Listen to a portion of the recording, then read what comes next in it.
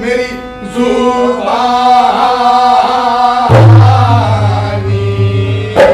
सुनो मेरे भाई, सुनो मेरे भाई, सुनो मेरे भाई।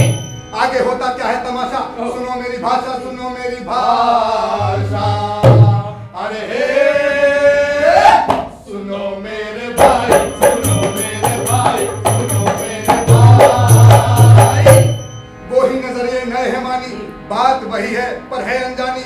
सुनो मेरे भाई, सुनो मेरे भाई, सुनो मेरे भाई। अरे हे सुनो मेरे भाई, सुनो मेरे भाई, सुनो मेरे भाई। तो स्वागत है आपका तहे दिल से इस अनोखे म्यूजियम में, जिसका नाम है museum of species in danger. तो हजारों साल से हमारी धरती पर एक प्रजाति है, लेकिन उस प्रजाति में आज तक इतने परिवर्तन आ चुके हैं और अभी भी परिवर्तन आ रहे हैं, तो अपना अस्तित्व खो चुकी है। तो आइए हम आप सबको लेके चलते उस दुनिया में, जिस दुनिया को आपने न कभी देखा है, न उस दुनिया के बारे में आपने कभी जरा सोचा भी है। चलिए। झूमर भी मैं भूल गई, जाने जाने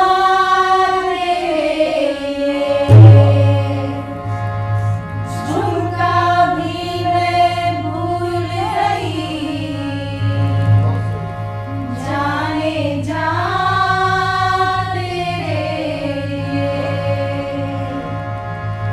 अरे मैं तो सब कुछ भूल गई,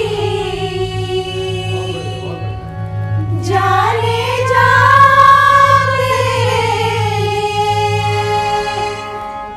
तेरे लिए तेरे लिए तेरे लिए मैं झंडू बाम हुई, डार्लिंग तेरे लिए सिनेमा हाल हुई, डार्लिंग तेरे लिए मुन्नी बदनाम हुई, डार्लिंग तेरे लिए आजा जरा सरक ले, गिले जरा बहक ले, सैया जरा छलक ले, आगे मुझसे लिपट ले, मेरा जहर है ये इस तरह कर छेड़खानी, लाइफ की नौटी कहानी, ये हलकट जवानी, ये हलकट जवानी, मिठाई नमकीन पानी, ये हलकट जवानी, ये हलकट जवानी, ये हलकट जवानी।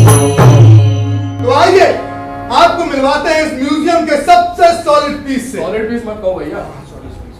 हम आपको मिलवाते हैं इस भारतवर्ष की सबसे आदर्श कन्या, कन्या नहीं महिला, महिला नहीं माता, इस भारतवर्ष की सबसे आदर्श माता सीता माता से। तो आइए।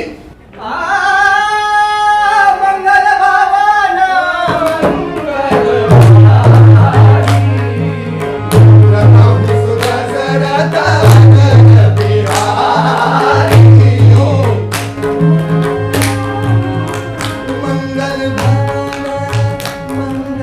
प्रभु, प्रभु आप आ गए, मुझे रावण से बचाने आप आ गए, मेरा वनवास खत्म हुआ। नहीं प्रभु नहीं, अग्नि परीक्षा, पर प्रभु आप तो जानते हैं कि मुझे किसी भी पराये मर्द में छुआ तक नहीं है। प्रभु प्रभु प्रभु एक मिनट, ये तो वाल्मीकि का वचन है ना, तो इसमें तो अग्नि परीक्षा होती ही नहीं है। नहीं ना, नहीं होती है, नहीं होती है। और वो तुलसीदास जी के वर्जन में उसमें होती नहीं यार, उसमें भी नहीं, तुम कंफ्यूज कर रहे हो। एक काम करते हैं, सेकंड वर्जन, फिर सेकंड वर्जन। अरे मंगल भवन मंगल हारी, प्रभु सुदशरथ अधर बिहारी, मंगल हारी। प्रभु प्रभु आप आ गए, प्रभु आप आ गए, आप आ गए, आप आ गए, मुझे रावण से बचाने आप आ गए, मेरा वनवास खत्म। क्या मुझे मेरा सतीत्व सिद्ध करना होगा? पर प्रभु ठीक है, मैं खुद ही अग्नि परीक्षा देती हूँ। और दो चीजें करनी पड़ेंगी, बताइए बताइए। रेत का मटका बनाओ और उसमें पानी भर के बताओ। ये तो जादू के खेल हो गए यार। और उसमें सीता खुद ही अग्नि परीक्षा दे रही है। हाँ। बड़ा कन्वीनियंट सा वर्जन हो गया। ये नहीं करते। हाँ। मैं कैरेक्टर स्केच बनाती हूँ। बनाइए। मैं सीता, मैं राजा जनक की अडॉप्टेड कन्या। मैं उन्हें किसी खेत में मिली अबैंडन, जैसे अक्सर लड़कियां मिलती हैं। उन्होंने मुझे पाला पोसा प्यार दिया। मेरा बर्ताव भी किसी आदर्श कन्या की तरह रहा। मैंने कभी किसी के साथ अफेयर तक नहीं किया। उन्होंने भी एक आदर्श पिता के नाते मेरी शादी करा दी प्रभु राम जी के साथ। प्रभु राम जी, उन्होंने मेरे लिए कॉम्पिटिशन जीती थी।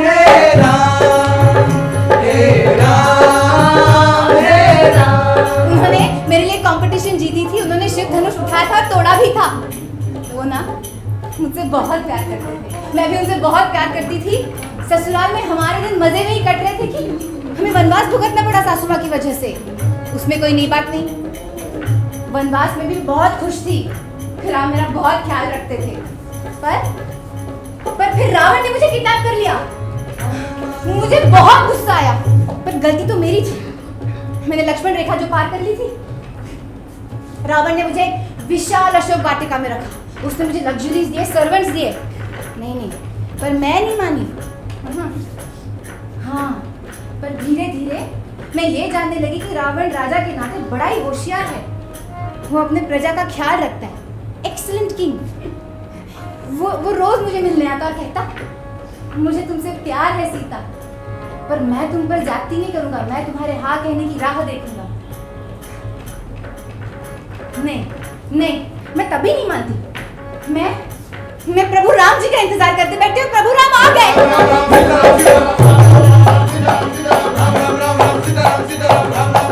राम आप आ गए।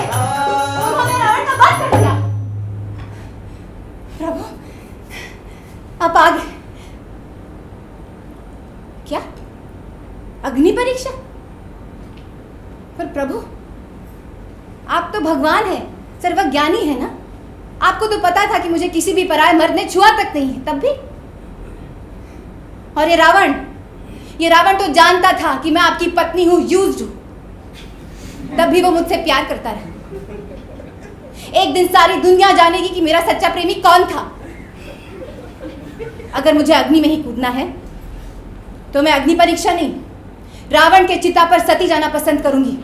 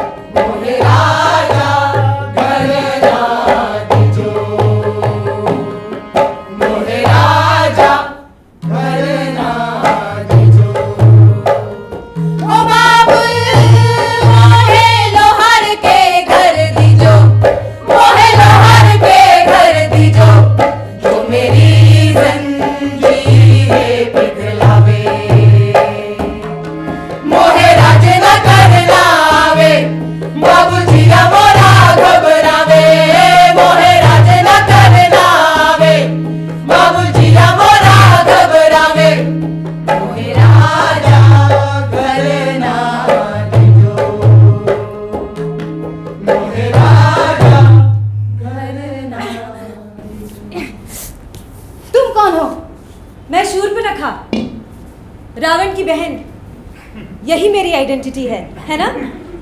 हाँ, और मेरी एक और आइडेंटिटी है कि मेरे नाक और कान कटे हुए हैं। ये काम तो आप सभी लोग जानते हैं, राम के सबसे बहादुर भाई लक्ष्मण ने किया था। क्यों? क्योंकि मैंने राम को जाके ये बोल दिया था कि वो मुझे अच्छा लगता है, मेरा उस पर क्रश है। अरे वाकई राम बहुत सेक्सी और अट्रैक्टिव, कोई भी लड़की उसे देखती ना उसका क्रश हो जाता। मुझे पता था कि इसकी शादी हो चुकी है, पर जब राम के पिता दशरथ 3 शादी कर सकते थे तो मुझे ये कैसे पता होगा कि ये दोनों भाई मेरी इस बात पर इतना गलत रिएक्ट करेंगे। मतलब डबल स्टैंडर्ड्स यार।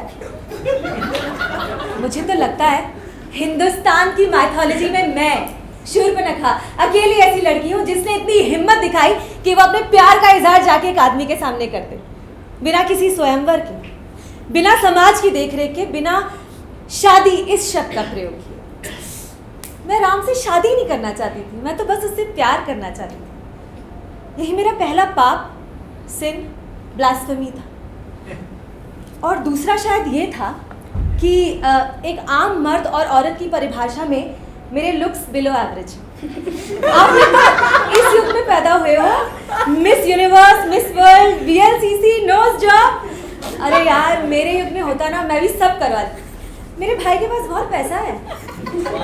हमारे युग में भी ब्यूटी के पैरामीटर्स तो होते ही थे, गोरा रंग, तीखे नैन नक्श, पतली कमर। और मैं शूर्पणखा, जिसके नाम का मतलब होता है लंबे गंदे नाखून। पर पता मुझे कौन सी बात सबसे ज्यादा चुभती है? कभी किसी ने ये नहीं लिखा कि मैं गणित में कैसी थी, मैं घुड़सवारी में कैसी थी, मैं खाना बनाना, नाचना गाना, इन सब चीजों में कैसी थी। मुझे ना ये लुक्स और कैरेक्टर का कनेक्शन कभी समझ में नहीं। Good looks is equal to good character, bad looks is equal to bad character. हमारे अंदर ना ये कूट कूट कर भरा है कि एक सुंदर लड़की को ही एक शूरवीर पति मिल सकता है। तो भाई लोग इस बात पे क्यों उंगली उठाते हैं कि तुमने तो वेश धर के राम को रिझाने की कोशिश की थी। मेरे पास और चारा क्या था? एंड एनीवे दे से everything is fair in love and war. तो मुझे मेरे इन दो पापों की सजा मिली। सजा ये नहीं कि मेरे प्यार को ठुकरा दिया या चार लोगों के सामने मेरी हंसी उड़ाई या मुझे डांट के भगा दिया। नहीं नहीं नहीं नहीं, ये तो आम इंसानों के काम होते हैं। मुझे तो भगवान राम से प्यार हुआ था। तो फिर श्री राम ने शबरी के नाक कान क्यों नहीं काटे? क्योंकि उसका प्यार स्पिरिचुअल था और मेरा सेक्सुअल। मुझे तो प्रसाद में मिले मेरे कटे हुए नाक और कान, जो हर दिन मुझे देखकर हंसते हैं। शूर्पणखा, मेरा नाम, मेरा चेहरा, मेरी कहानी आप सबके लिए बहुत हास्यास्पद किस्सा होगा ना, पर एक म्यूटिलेटेड शक्ल के साथ पूरी जिंदगी बिताना मुझे बिल्कुल भी हास्यास्पद नहीं लगता, बहुत मुश्किल लगता है। तुम जो पत्नियों को अलग करते हो वेश्याओं से और प्रेमिकाओं को अलग रखते हो पत्नियों से, भाई कितना आतंकित होते हो जब स्त्री बेखौफ भटकती है, ढूंढती हुई अपना अस्तित्व एक ही रूप में, प्रेमिका, वेश्याओं और पत्नियों की। रामायण का सुनो किस्सा, छपे सच में झूठ का हिस्सा, और किसी ने क्या बनाया हिजाब में कोई हिस्सा। अरे हे सुनो मेरे भाई, सुनो मेरे भाई, सुनो मेरे भाई। पता नहीं कैसे भूल गई मैं, हर समय याद से लिख के रखती हूँ। ये बच्चों का खाना पीना और अभी के बोर्ड्स के एग्जाम्स। अभिमन्यु उसके बोर्ड्स के एग्जाम से ना बिल्कुल फुर्सत ही नहीं मिली, नहीं तो हमेशा लिख के रखती हूँ मैं।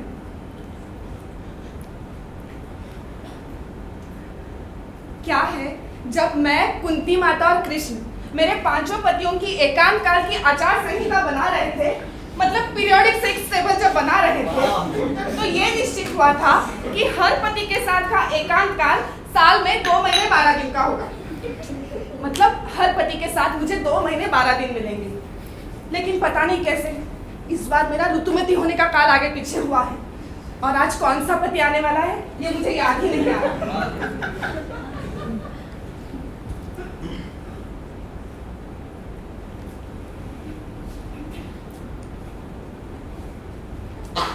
अगर युधिष्ठिर आ गया तो?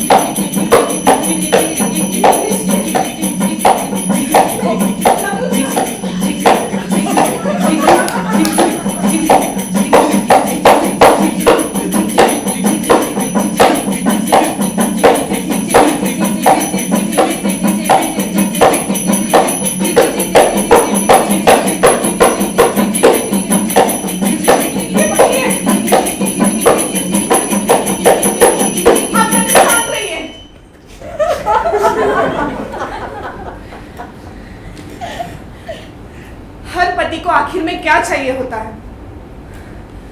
यही ना, मैं तैयार। हमने सोचा नहीं था ऐसा भी हो सकता है। जानती हूँ। नहीं, महाभारत आपके नजरिए से नहीं लिखी गई थी, हमें पता है। अनफॉर्चुनेटली। नहीं, फिर एक सवाल उठता है, बोलिए। क्या अब सारी महिलाओं को युद्ध नीति सिखाई गई थी? जी। तो अब सारी की सारी किसी युद्ध में हिस्सा ले लेती तो क्या हो जाता? आओ यहाँ आओ, तुम्हारे सारे सवालों का जवाब यहाँ है। आओ।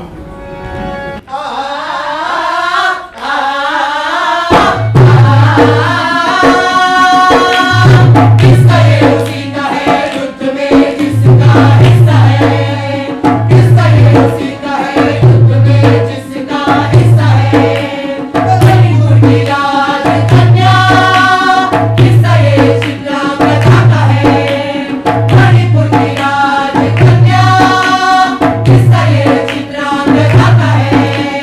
किसका ये सीना है युद्ध में जिसका हिस्सा है? किसका ये सीना है युद्ध में जिसका हिस्सा है?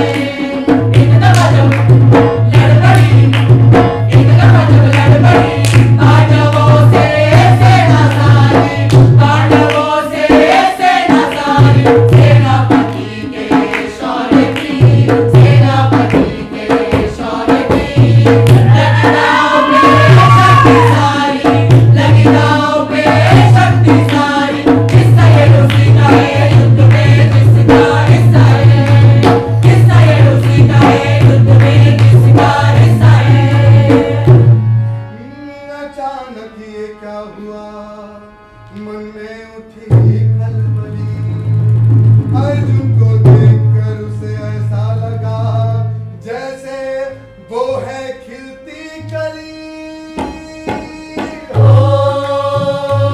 एक लड़के को देखा तो ऐसा लगा जैसे कोई नवाब, जैसे शायर का ख्वाब, जैसे खिलता गुलाब, जैसे छलकती शराब, जैसे मुझको मिला हो मेरा पिया हो। एक लड़के को देखा तो ऐसा लगा।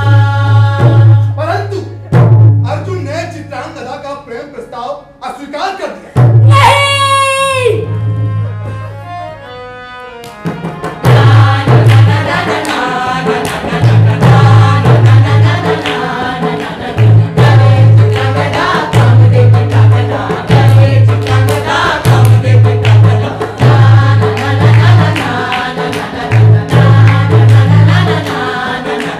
मोहिनी से मोहक रूप की अर्चना, मोहिनी से मोहक रूप की अर्चना।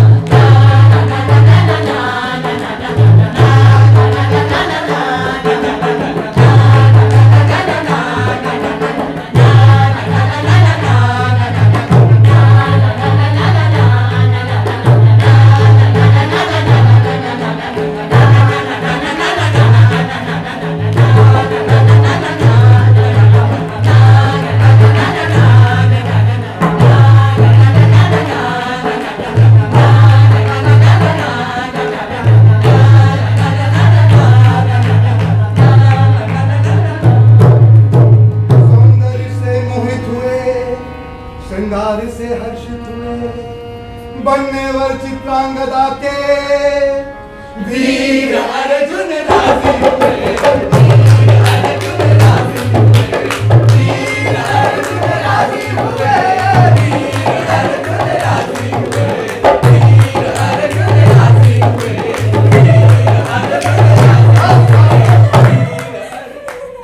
इसे कहते हैं असली एहसास औरत होने का, समझे?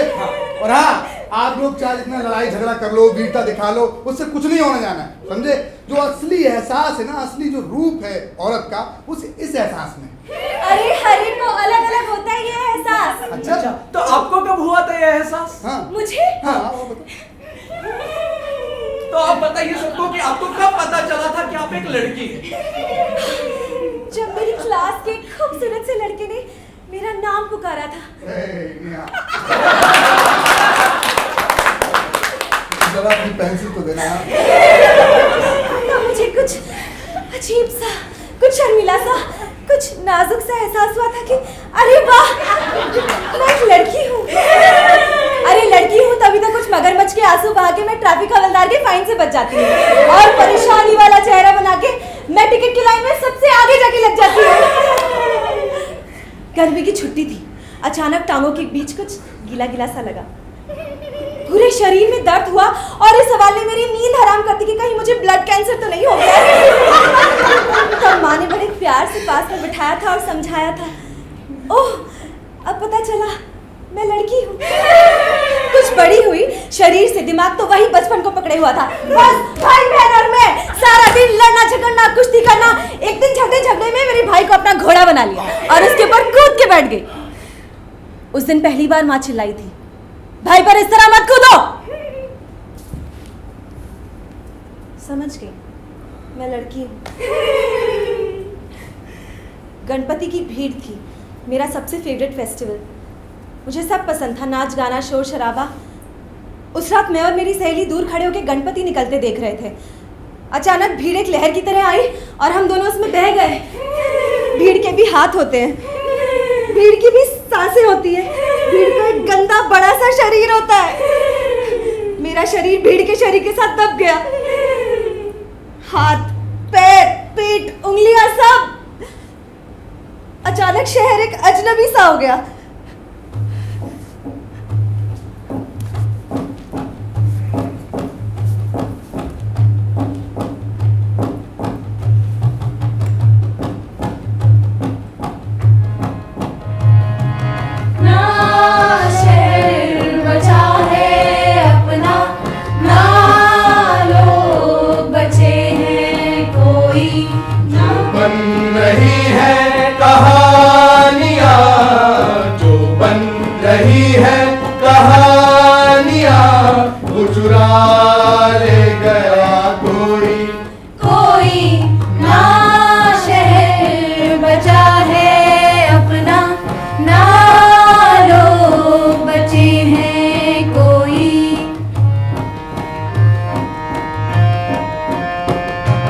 पीछे हर एक कहानी के है एक कहानी मेरी।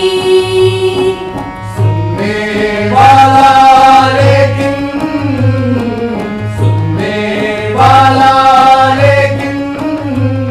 मिला न अब तक कोई ना शहर बचा है अपना, ना लोग बचे हैं कोई।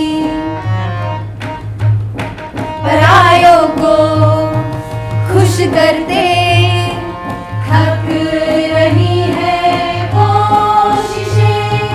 झूठी नुमाइश देखने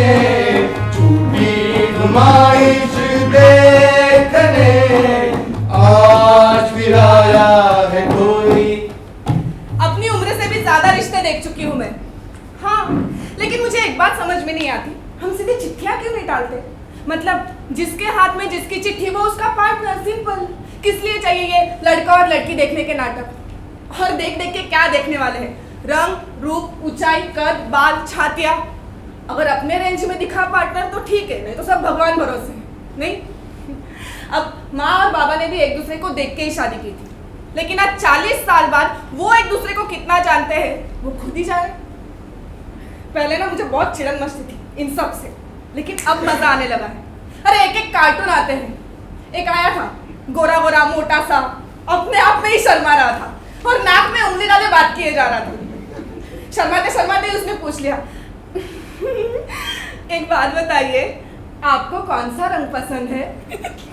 अब मैं कुछ बोलती, उससे पहले वो खुद ही बोल पड़ा, मैं बताऊं मुझे कौन सा रंग पसंद है। एक और आया था अपनी बहन और बुआ के साथ, पसीने से तरबतर, बार बार रुमाल निकाल के पसीना पोंछ रहा था। उसकी वो हालत देखकर उसकी बहन ने पूछ लिया, हाँ तो बताइए आपको मछली बनाना आता है ना? अब उसकी बुआ बोल पड़ी, देखिए, आपको मछली बनाना आता हो ना हो ये तो हमें नहीं पता, लेकिन आपको इसे रोज मछली बना के खिलाना पड़ेगा। हाँ, हद करते हैं लोग। पहले इस खेल में मेरे साथ सब लोग होते थे, माँ बाबा, चाचा चाची, मामा मामी, दूर के रिश्ते की कोई बहन। हाँ, लेकिन अगर मैंने किसी रिश्ते को मना कर दिया तो घर का माहौल गर्म हो जाता था। अरे बाबा 2-2 दिन तक किसी से बात नहीं करते थे, माँ को गालियाँ देते थे, मेरी तरफ तो देखते भी नहीं थे। एक बार उन्होंने माँ का सिर पकड़ के दीवार पे पटक दिया। एक बार घर में ही दारू पीने लगे, 2-4 पेक पेट में गए, शुरू हो गए। ए सुन, तेरे वो पेल्विक मसल्स ढीले हो जाएंगे, उसके बाद क्या फायदा है तेरा। उसके बाद बाबा का घर छोड़ने में ही मैंने समझदारी समझी। माँ को भी साथ में ले जाना चाह रही थी तो बोल पड़ी, नहीं नहीं नहीं नहीं, अपना घर छोड़ के कैसे आऊं मैं तेरे साथ। अपना घर? अरे चाहे 1-8 मिनट ज्यादा या कम उगली तो ये उसे घर से बाहर निकालने की धमकी देते थे। सारे बच्चों के सामने उसे बकरी कह के पुकारते थे। क्यों? क्योंकि उसकी छोटी छोटी छातियां थी, इसलिए। एक बार डेंगू हुआ था, कुछ नहीं कर पा रही थी, उंगलियां तक नहीं मुड़ रही थी उसकी, तो कहने लगे 2 वक्त का खाना बनाने के लिए तो भी इस्तेमाल होता था, अब क्या फायदा। ये कह के उसके भाई को बुला के उसके साथ भेज दिया। और ये मुझे क्या पूछ रही है कि मैं अपना घर छोड़ के कैसे आऊं तेरे साथ। मतलब जिसके स्वाभिमान की बाबा ने धज्जियां उड़ा दी थी, वो मुझे क्या कहती है, बेटा तुझे ना एक साथी की जरूरत है, जो तुझे प्यार दे, जो तुझे समझ सके, जो तुझे शरीर सुख दे। तो किस लिए हो रहा है ये खेल? सेक्स के लिए। हाँ, वैसे सिर्फ सेक्स चाहिए होता तो मिल जाता, बहुत सारी अपॉर्चुनिटीज आई थी, लेकिन क्या करें, हमारे लिए मजबूर होके कोई कुछ करे। इतना खूबसूरत पैकेजिंग तो हमारा है नहीं, हम तो हमेशा से इसे बन ठन के, हाँ तो कौन सा रंग पसंद है, कौन सी किताब पढ़ते हैं, मछली बनाना आता है ना, ऐसे फालतू के सवालों के जवाब देते रहेंगे। और वो क्यों? क्योंकि हमें सिर्फ सेक्स नहीं चाहिए, हमें लेजिटिमेट सेक्स चाहिए। एक आदमी चाहिए जिसके साथ उसकी जात, धर्म, संपत्ति, नौकरी, एक प्रोटेक्शन चाहिए। एक आदमी जिसके साथ एक गैर जिम्मेदार, भिखारी, झूठी किस्म की जिंदगी जी सके, इसलिए शादी चाहिए। चीनी कितने चम्मच? इस प्रजाति को कई बार पैदा होने के पहले ही दाग कर दिया जाता है और कभी कभी पैदा होने के बाद तुरंत बाद खत्म कर दिया जाता है। और जो बच जाती हैं वो 16 साल के होने के बाद बहुत ही हसीन लगने लगती है। हाँ, ये एक पड़ाव होता है, बहुत ही सुंदर खूबसूरत सा पड़ाव। इस पड़ाव में इन्हें दिलों की रानी, ख्वाबों की मलिका और तरह तरह के नाम दिए जाते हैं। कभी कभी तो टोटा, वंटा, स्माल, आइटम, इस नामों से पुकारा जाता है।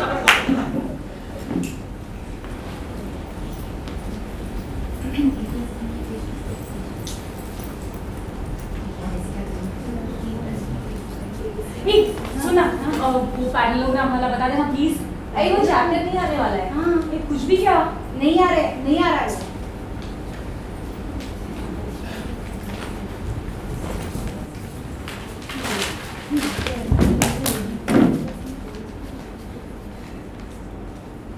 तुम मेरा पीछा करते करते यहाँ तक आ गए। देखो आज मेरी एग्जाम है, मेरा बैग दे दो।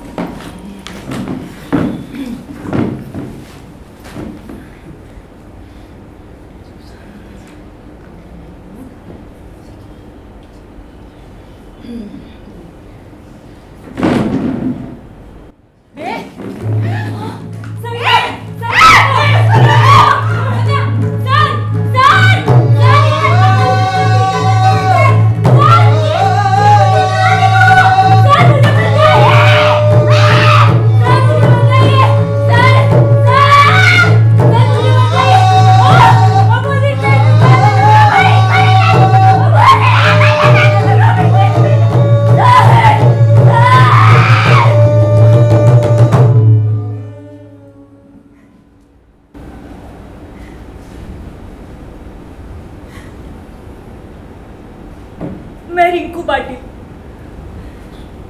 सन 1990 में मेरे ही मोहल्ले में रहने वाले एक लड़के ने मेरे ही एग्जाम हॉल में आकर मुझे जिंदा जला दिया।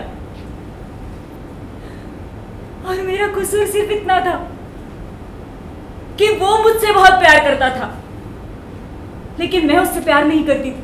हाँ, तो इसमें रोने वाली कौन सी बात है? हाँ? अरे क्यों रो रही हो? और जिंदा होके क्या करती? इधर देख मेरी तरफ देख। मुझे आज भी रात ही ज्यादा पसंद है। पता नहीं ये सुबह इतनी जल्दी क्यों आती है, ये रात इतनी जल्दी क्यों खत्म होती है। हर रात में शिरीन बन जाती हूँ, ये भूल जाती हूँ कि मैं एक एसिड अटैक विक्टिम हूँ। Another name to the growing list.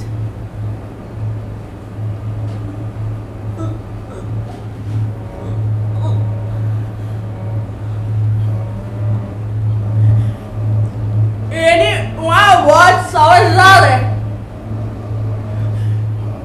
इस इंसिडेंट के बाद उसने घर के सारे शीशे निकाल दिए,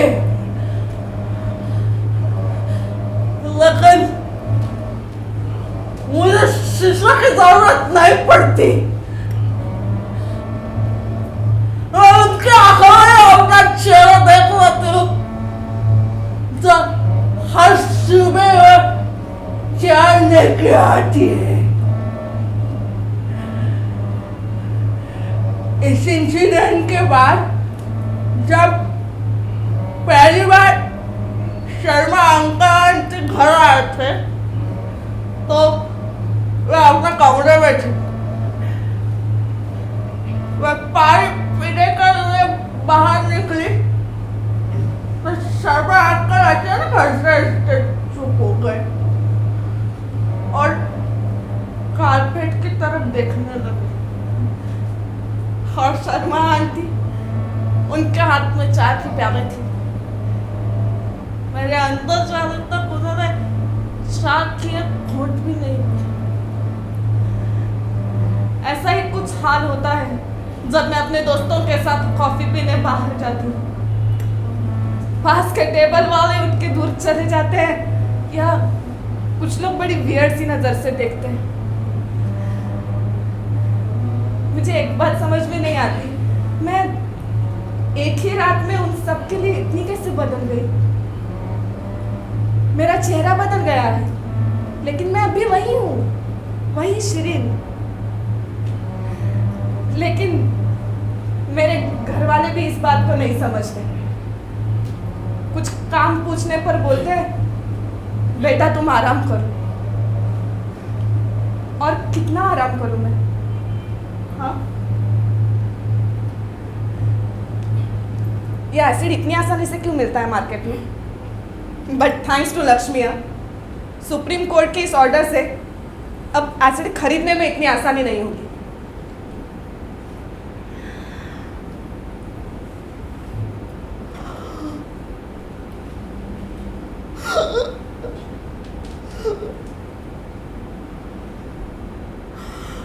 होती है, सांस लेने में तकलीफ होती है,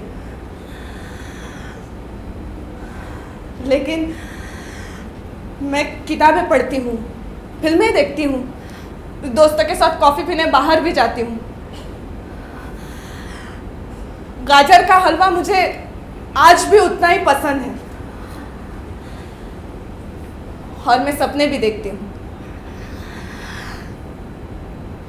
क्योंकि मैं मरी नहीं हूँ, जिंदा हूँ।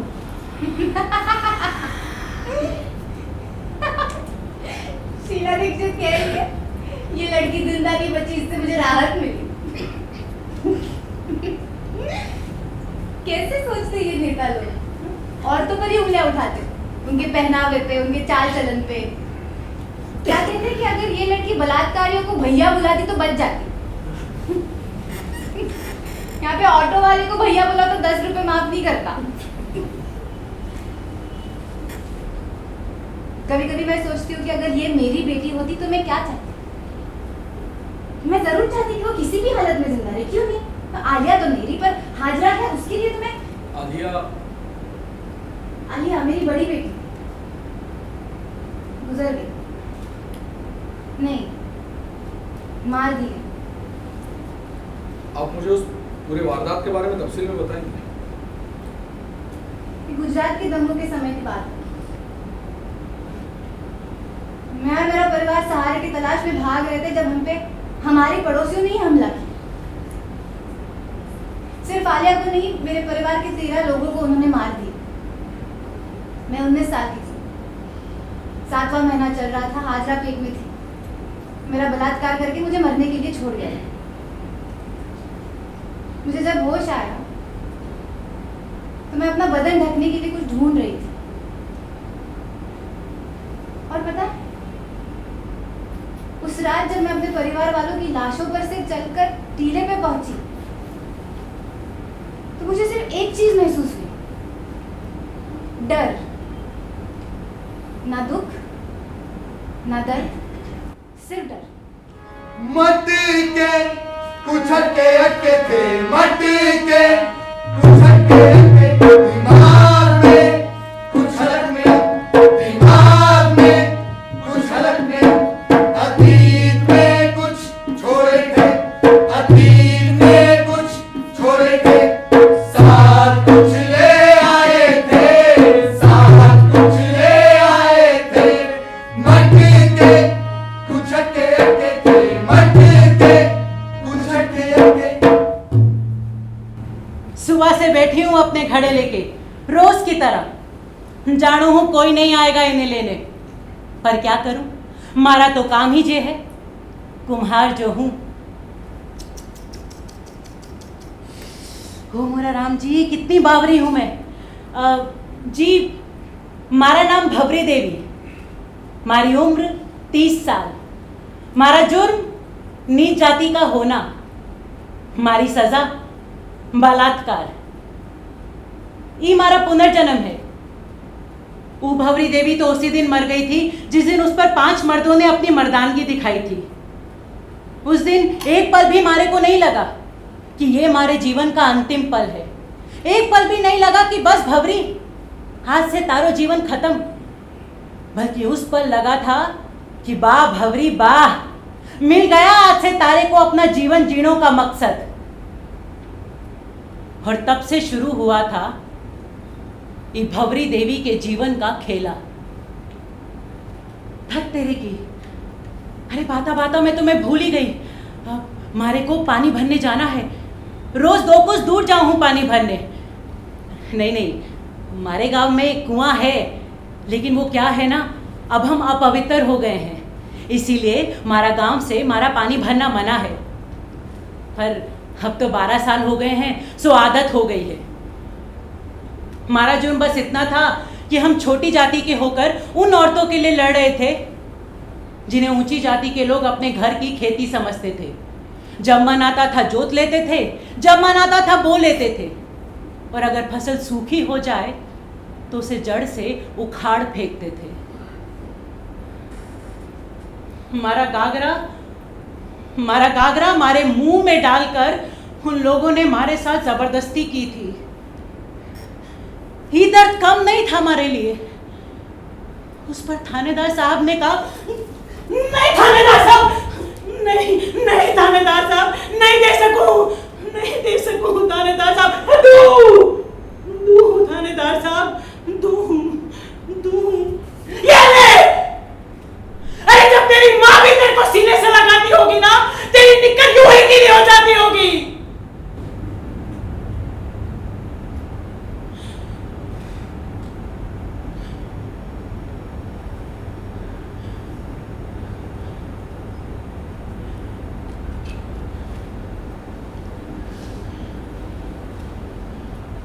पता नहीं क्यों अब जब भी घड़े बनाती हूं तो उनमें दरार आ जाती है।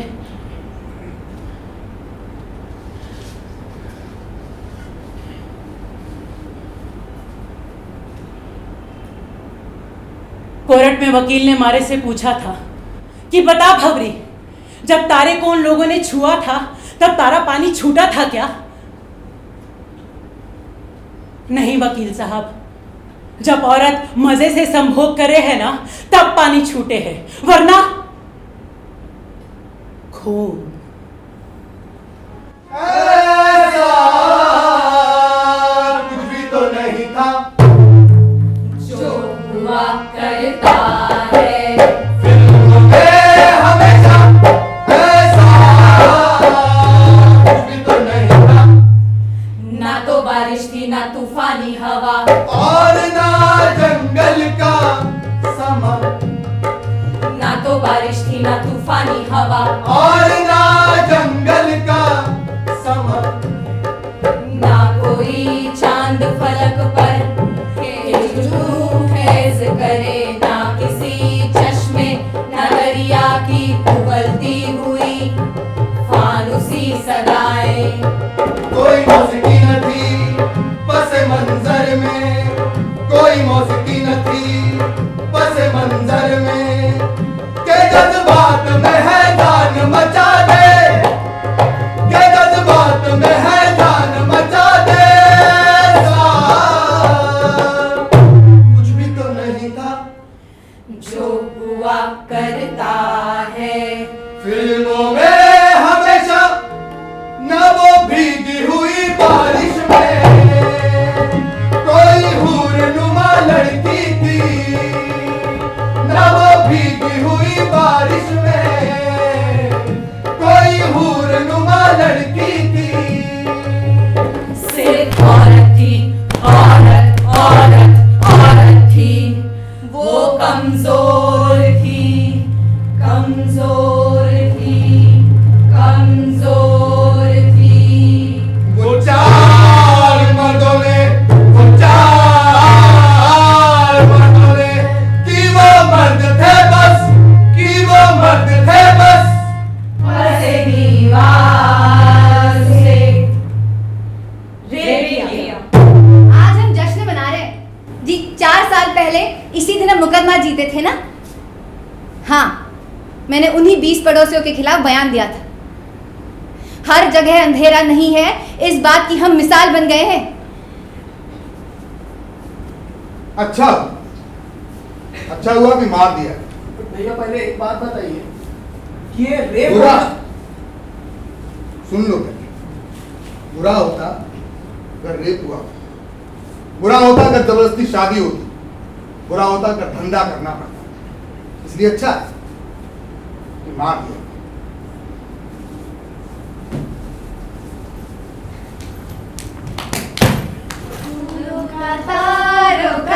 सबका कहना है, 1000 में मेरी बहना है। आज मेरे मुकेश भैया को फांसी की सजा सुनाई है। हम बचपन में बहुत खेला करते थे।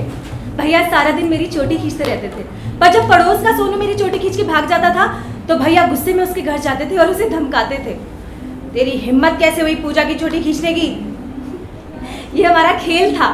भैया पुलिस थे, मैं उनकी जायदाद, और वो मेरी हिफाजत करते थे चोर डाकुओं से। भैया हमेशा कहते थे, पूजा तुम्हारी शादी तो मैं ऐसी करूंगा कि पूरा गांव क्या पूरा शहर देखेगा। तुम्हारे लिए तो मैं कोई डॉक्टर इंजीनियर लड़का लेके आऊंगा। मेरी प्यारी बहनिया बनेगी नहीं, मुझे तो आईएएस ही चाहिए। ओह आईएएस, उसके लिए तो पहले 50 लाख दहेज के इकट्ठे करने पड़ेंगे। तब तक तो तू बूढ़ी हो जाएगी, फिर तुझे आईएएस क्या कोई चपरासी भी नहीं मिलेगा। आईएएस तो नहीं, पर हाँ मेरे गांव के एक लड़के अमित से मुझे प्यार हो गया। और एक दिन मैंने भैया को डरते डरते बता दिया, भैया मैं अमित से प्यार करती हूँ और उसी से शादी करूंगी। रोने दे इसे, इसने अपनी तकदीर में ये आंसू खुद लिखे हैं, इसे रोकना भी खुद ही सीखना होगा। रोने दे इसे। उस दिन भैया ने मुझे इतना मारा कि माँ का दिल भी बसीच गया। हमारे गांव में ना सब एक ही गोत्र के हैं, इसलिए गांव के अंदर शादी नहीं होती। इसे इतना ही खराब माना जाता है जैसे किसी भाई बहन की शादी हो जाए। पर अमित मेरा भाई कैसे हो सकता था? मैंने अमित को खबर भिजवा दी, फिर क्या था, वो मुझे भगा के ले गया। घर की जंजीरें कितनी ज्यादा दिखाई पड़ती है जब घर से कोई लड़की भागती है। क्यों? उस रात की याद आ रही है जो पुरानी फिल्मों में बार बार आती थी। जब कोई लड़की घर से भागती थी, बारिश से घिरे हुए पत्थर के लैंप पोस्ट महज आंखों की बेचैनी दिखाने भर की उनकी रोशनी। हाँ, और वो तमाम गाने रजत पर्दों पर दीवानगी के आज अपने ही घर में सच निकले। मैंने और अमित ने शादी कर ली। मैं बहुत खुश थी।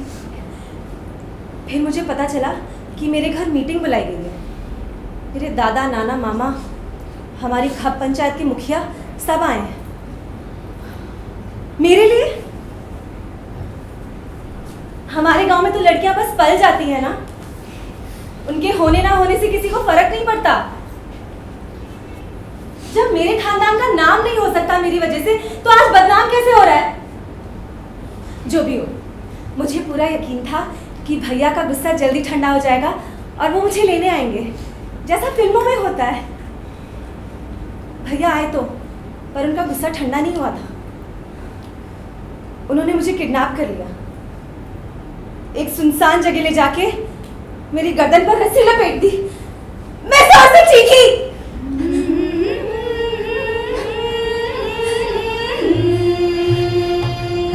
उनकी जायदाद थी ना, इसलिए उन्होंने मेरे साथ वही किया जो उन्हें सही लगा।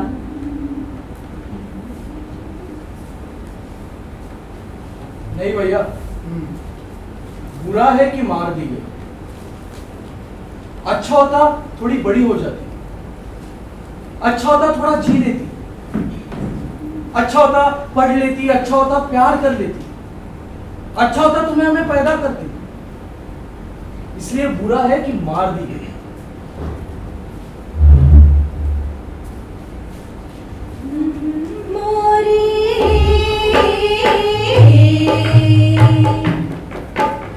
बाबुल मोरी तनी अरज सुनानी जो, बाबुल मोरी तनी अरज सुनानी जो। आज की रात हर दिशा में अभिसार के संकेत क्यों हैं? हवा के हर झोंके का स्पर्श सारे तन को झंझना क्यों जाता है? और ये क्यों लगता है कि यदि और कोई नहीं तो यह दिगंत व्यापी अंधेरा ही मेरे शिथिल अधखुले गुलाब तन को पी जाने के लिए तत्पर है। सिर से पांव तक नंगी, मुझे लगा कि गोश्त का पहाड़ गिर पड़ा है मेरे ऊपर। मानो किसी रोशन दिन में सलामती और मुनाफे के लिए एक मछुआरा समुद्र में निकल पड़ा। अचानक बादल घने हो गए और आपस में टकरा गए। समुद्र में काली बारिश होने लगी। पानी और गरज ने दूर दूर तक फैले पानी को वहशी बना दिया। पानी का ज्वार और गुस्सा बढ़ने लगा था। ऊपर बेइंतहा शोर था और नीचे इससे भी ज्यादा। हवा ठोस थी, बचने का कोई रास्ता नहीं था, कोई भी नहीं। मैं जिंदा रहने की चाहत से जिंदा रह सकी थी, महज जिंदा। और ये क्यों भान होने लगा है कि ये मेरे पाँव, माथा, होंठ, पलके, मेरे अंग अंग जैसे मेरे नहीं है, मेरे वश में नहीं है। बेबस एक एक घूंट की तरह अंधियारे में उतरते जा रहे हैं, खोते जा रहे हैं, मिटते जा रहे हैं। शादी की हमारी रात की शुरुआत उसने भूख मिटाने की वैसी जल्दबाजी से की थी और आसूदगी मिल जाने पर इसे खत्म कर दिया। अलग सुबह की तेज घंटी चीखी और मैं खौफजदा चिड़िया की तरह बिस्तर से कूद पड़ी। और क्या ये भय की कांपती उंगलियां हैं जो एक एक करके मेरे सारे बंधन को शिथिल करती जा रही है? और मैं कुछ नहीं कह पाती। क्या उस रात मैं सोई थी या मेरी ये वो मौत थी? क्या इसी के लिए मेरे अपने नाचे गाए थे, इसी के लिए खुशियां मनाई थी? क्यों? मेरे अधखुले होंठ कांपने लगे हैं और कंठ सूख रहा है और पलकें आधी मूंद गई है और सारे जिस्म में जैसे प्राण नहीं है। किसी जादूगर की तरह ललचाने या मेरे जिस्म पर इस किस्म के पागलपन का कहर ढाने के लिए मुझे अब ये सब बुरा लगने लगा था। मैंने कसकर तुम्हें जकड़ लिया है और जकड़ती जा रही हूँ और निकट और निकट। तैयारियां, रस्मों रिवाज और कत्ल और निकट और निकट। मैं धरती के खुदा के लिए ज़िबह कर दी गई। मेरे शादी के इकरारनामे ने मेरी पूरी जिंदगी पर अपने दस्तखत कर दिए थे और इसकी शर्तें हमारे विश्वास ने तय की थी कि तुम्हारी सांसें मुझ में प्रविष्ट हो जाए, तुम्हारे प्राण मुझ में प्रतिष्ठित हो जाए, तुम्हारा रक्त मेरी मृतप्राय शिराओं में से प्रवाहित होकर फिर से जीवन संचरित कर सके। मेरे शादी पर कुनबाई और समाजी उसूलों ने अपनी मुहर लगा दी थी और वो हमारी पहली सुबह थी। क्या दुनिया के हर कोने में ये बार बार दोहराया जाता है? क्या ये मेरी माँ के साथ भी हुआ था?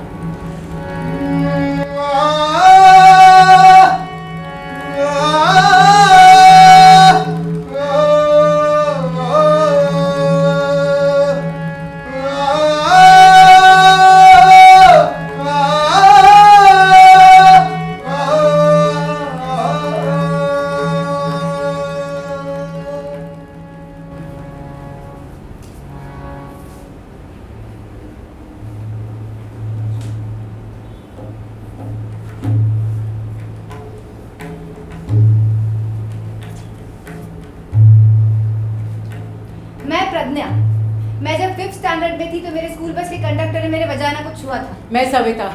बचपन में मेरे मैथ्स के टीचर जब भी मुझसे कोई गलती होती थी तो मेरे ब्रेस्ट पर चिकोटी काट देते थे। मैं नेहा, एक बार ट्रेन में सफर करते हुए टीसी ने मेरी कोल्ड ड्रिंक में मुझे कुछ मिला के पिला दिया था। मैं पूरी एक बार मैं बस में ट्रैवल कर रही थी और तब मेरी बगल में बैठा हुआ आदमी अपने प्राइवेट पार्ट चुका रहे। मैं किरण, मेरे अपने रिश्तेदार ने फेसबुक पे कॉल कर नाम का मेरा फेक अकाउंट ओपन किया था जिसमें मेरा नंबर लिखा था। मुझे इतना डर लग रहा था कि मैं